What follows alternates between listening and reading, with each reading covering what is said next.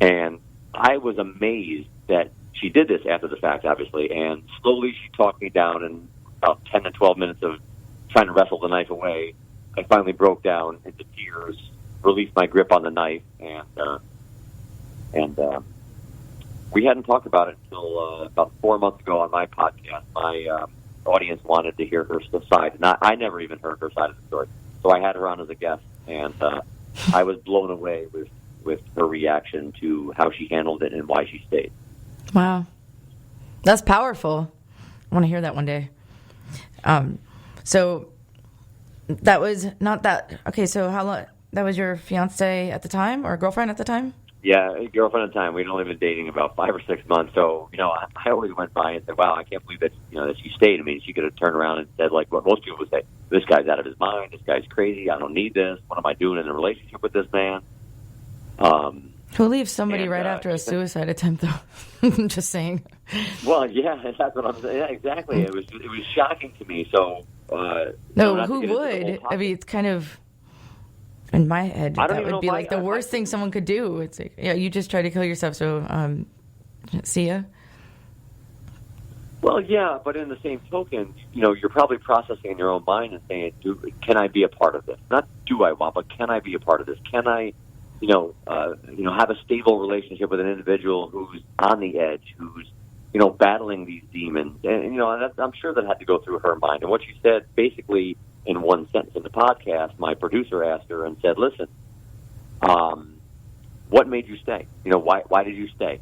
And she looked at me and she said, because I knew when we started dating, as we got into it, I knew that I loved him and I couldn't live without him. I saw something in him that made me believe that it would be okay. And it literally almost brought me to my knees, brought me to tears, because I've never heard this from my wife. And when she shared that, it totally blew me away. And the viewers, it was just amazing. It was just like, wow. It was, I couldn't even express to you how I felt at that moment. I just looked at her and I was like, I don't deserve you.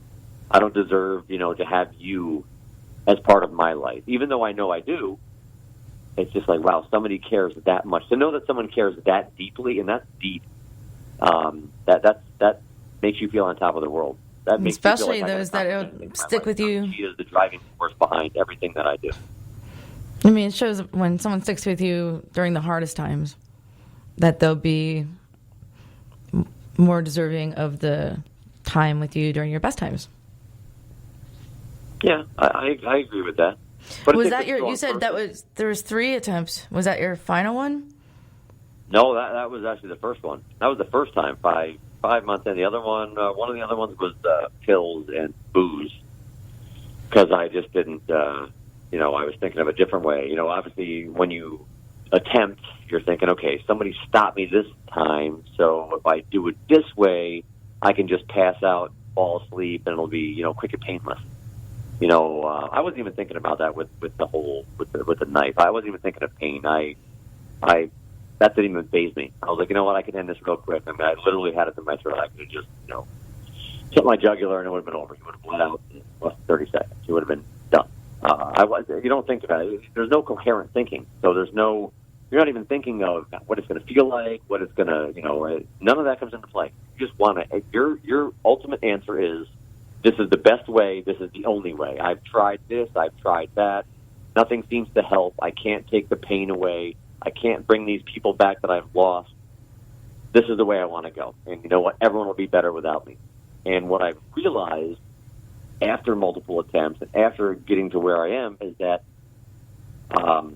everyone that's left behind still has to deal with that pain. Even though I may have taken my pain away, and I say if I did succeed in taking my own life, that's fine. The pain went away from me. But to all those people that I leave behind, my son, my wife, my siblings, my community, my friends, you know what? They still suffer for years to come because they're always going to ask themselves, why? What could I have done? How could I have helped? And they live with that guilt, survivor's guilt. We all have heard of it. And they, and so when I look back and I help people through it, as you were alluded to earlier, motivational speaking through my foundation, and when I do one-on-ones with people, and I sit down, and the first thing I ask them is, how can I help you? I don't ever push my story on them. How can I help you? And if they need a little prod, then I will say to them, let me share a little bit about what I went through. And normally when I get from the bullying into the addiction, you can see it in their face, and you can see, okay, they're willing to open up. So they give a little, you give a little, they give a little, you give a little. Now you have, open conversation, and they feel comfortable because you truly understand where they are, where they could be going, and what they could be if they seek the right support. Mm-hmm. Yeah, sometimes a little bit of self-disclosure is exactly what people need to be able to understand that they're talking to someone that gets them, and that's not going to judge. Right. No, that's definitely one of the biggest components, I think. I always talk about, people that I have tons of friends that are, NLP practitioners and psychiatrists, psychologists. And I commend everybody that went to school and gets a degree, and that's great. But the one thing that when you go in to talk to these people on an individual basis or a group, if you stand up and just talk out of a book and read out of a book and show them charts, graphs, statistics, they lose interest because they've heard all this before. They need real help. So what they're seeking is for someone to go up and say, hey, I'm Joe Smith, and this is what I've been through. So for all of you people that are in the audience, the ones that are now, for me, I've dealt with the entire spectrum. So if someone says to me, well, I've been bullied, I can tackle that. Mm-hmm. Listen, I'm dealing with addiction, I can tackle that. I'm dealing with depression, I can tackle that. I've tried to take my own life, I can conquer that. Domestic violence, I can conquer that. I can spread myself across a wide range, and that's not to be bragging or, believe me, it's not bragging, because I've battled demons probably for 30-some-odd years of my life, and it's not fun. And I have to keep battling them back and keep battling them back. And I hear how you get rid of them. Hold on one second, Jacques. We have to take our second break and pay tribute to our sponsors.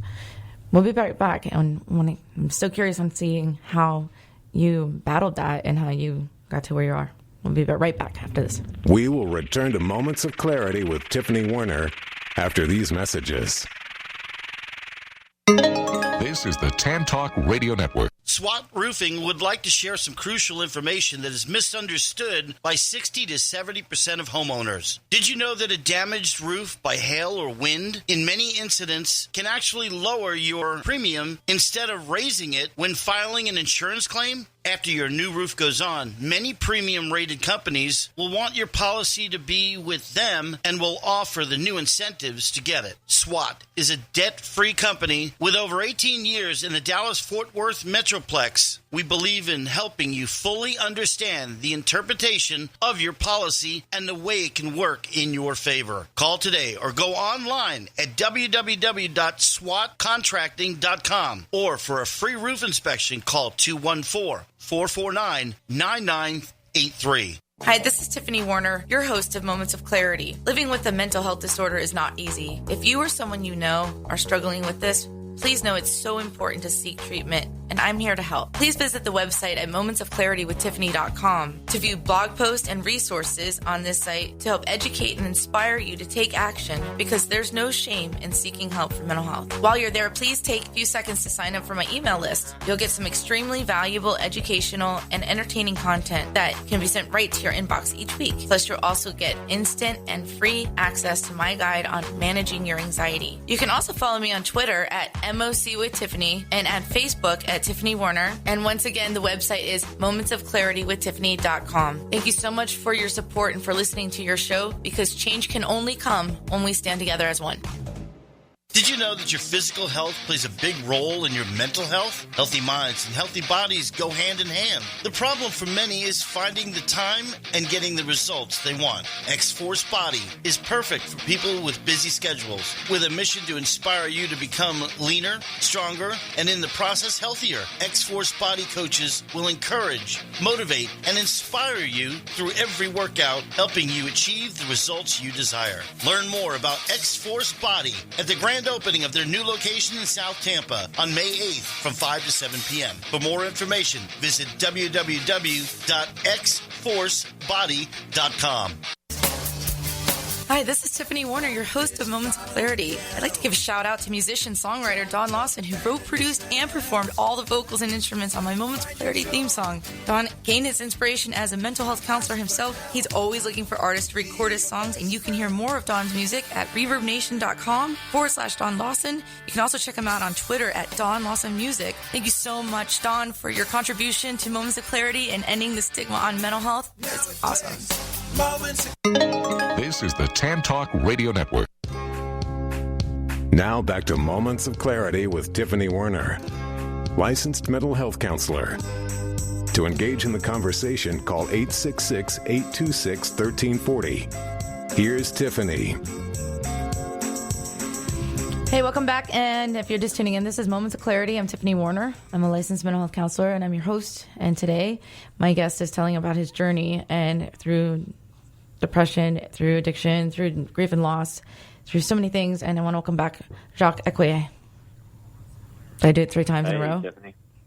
Hey, you did really well. Most people destroy it, so. Well, win, yay. All right, so trying to recap, I mean, you've had such, you're right. Sometimes our unfortunate circumstances through life actually help us relate to clients even better and the people we work with. And that's the silver lining of bad things happening to therapists, I think. But so where do we leave off? Well, basically, you were recapping. So to the listeners out there that have followed the entire show, or will watch this or listen to it later, I just touched on with Tiffany, my journey from being bullied as a kid through loss of both parents, actually, bouts of addiction, severe depression for 25 years, and multiple suicide attempts. And the reason I bring that up and what we can do about that is with the right support, and there are so many things out there. So when people say that there's no avenues, there's plenty of hotlines, there's plenty of people like myself, like I said, that are out there that are willing to listen if you just reach out and just admit that you need, some support. Not so much help, but support, that you need someone to listen, that you just need to reach out and have someone just say, hey, it's going to be okay. Absolutely. After all the things that I've been through, to recap, what I did is after my father passed away in 2013, he left me a small sum of money, actually left all of us some money, and I sat down with my wife and I said, listen, I can do so much more than just go out and spend it maybe frivolously on a vacation or something we don't need. I said, I want to do something where I can help people with everything that I've been through and all the loss and all the demons that I've battled and the things that I've been through. How can I help as many people as possible? So I sat down and I came up with a concept for my foundation, which is called 4S for Life, and the S's stand for strength, struggle, sacrifice, and survival. And what it's meant to do is, with under the umbrella of mental illness, we help as many people as we can through life coaching, through workshops, through mentoring, through education, through awareness. And the board of directors we have people with multiple degrees in all the fields that we're covering right now, males and females from all walks of life. And it's just a great way to give back, I guess, to the communities. It also has an anti-bullying campaign built into it, as well as a conscious men's group where we get men together and they are able to show that they can be vulnerable and they can be, and that's a whole different topic, but just so people are aware, 510,000 men a year. 510,000 men a year commit suicide. That's just men. That's not women. That's not children. 500. That is a proven statistic. Because we are so afraid of the stigmas of saying we need help.